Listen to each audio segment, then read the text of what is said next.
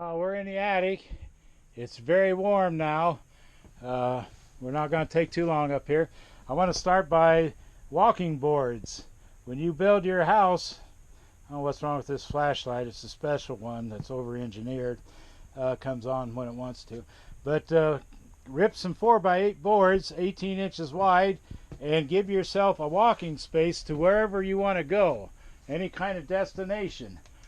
Back here, I put boards down before we sprayed in insulation, and I put black marks to the left of wherever I have a board, and I put a walkway down to each destination, each ceiling light that's in there, each ceiling light fan, and that way I know where it is. Now another way to know where it is, and what I did at my barn that I built, was when I did my wiring, I brought it straight up, and instead of running the wiring down along this surface that you see here where you step on it and stuff, I brought my wiring up into my rafters where you could see it is. So I came straight up out of my breaker box, ran straight through my rafters where I can see my wiring, and then I took them right over to where the destination was, and I dropped them straight down to the destination, whether it's a ceiling light, a ceiling fan, or whatever.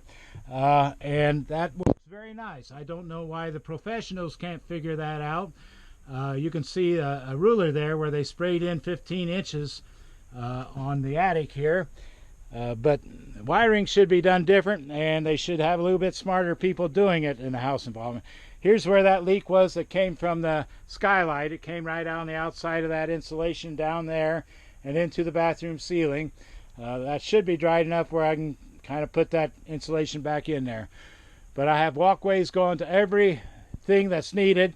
That junction box should be up higher, about 3 feet. All the wires should be up higher where they're visible where they are. I don't know why. I don't know why. Electricians aren't any smarter than that. But this house in Northwest Ohio should have an R value of 49. That means you need about 15 inches of blowing in insulation.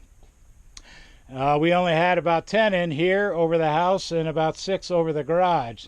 So we've blown in up to 15 inches over the house and about 10 inches total over the garage now. A company called Residential Insulation did it. They had some sort of liquid they put into it as they sprayed so that the compaction doesn't occur quite as like without that moisture in there. So they said it was a glue type moisture material, but it's supposed to keep your insulation fluffy. But Residential Insulation was the name of the company. Did excellent work. They used these rulers, placed them numerous spots where you could see the depth of things. Well, that shows only 7 inches there. Well, I wonder if that's where they added 7 inches. What? Yeah, because it goes deeper than that. Okay. Remember, these were big pits. There was a big drop off here. One of them may be inches now. That shows about 9 over there. Whatever. But you should have. Big drop off. You should have R49. Yeah, you can see that I don't keep anything up in the attic.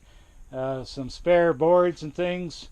But again, the biggest thing is when you wire your house, get your electric up into your rafters so you can see where it is, so you don't have to walk on it and damage your wiring.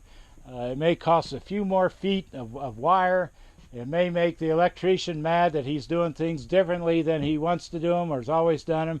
But it's your house, and I'm sure you find the right guy. More than happy to oblige you so you can see your wiring and it's free from being stepped on.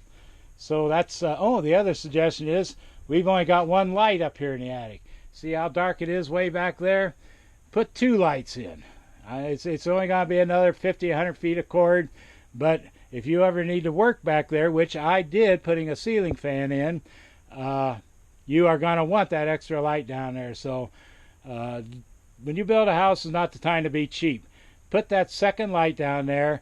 You only turn it on, you're lucky if you turn it on once a year, but it's there if you need it, and it doesn't cost any electricity if you never turn it on. But put 2 lights in your attic, 1 at each end of the house, and it will solve a lot of problems trying to see where you're going. Our attic, it gets extremely hot, it seems to me, so I came up with a little idea on my attic door. I cut 2 holes in it Put some window screening down and some screen door screening over it and some molding on it. And I'm thinking maybe this cooler air down here could rise up into the attic and force some of the hotter air out. I don't know if it's enough to make a difference or not, but I thought I'd give it a try. You can see here that the screening is in, the window screening is in here, then over it is this door screening that I use as a kick panel to make sure you can't kick that other out. It's anchored with boards and construction adhesive, and seems like it's really stable and solid there. But I'm hoping that cooler air from the garage comes up and kind of forces, I can feel the cooler air right now coming up. I also want to show you this hinge. It used to pop way out here every time we came up. So I put a door screen on it and it holds right up against there. So Judy, if you can get a picture of that, come on up.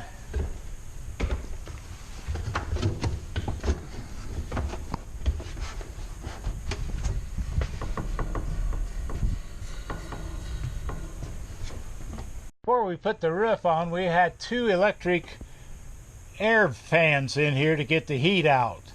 And I didn't want them on anymore, so we disconnected them and took them out, and we had these holes in here. And when we talked about the job, they said they'll seal that back up again. And I got to thinking, well, it's so hot up here, why do we want to seal something where the heat can get out of? It's got the 1-inch gap here from your 1-inch mounting boards, and it's definitely an escape for heat the way I see it. I talked to the roofer and he agreed. He said that'd be a good idea. There's not going to be any leak coming through this roof because they put it on so well.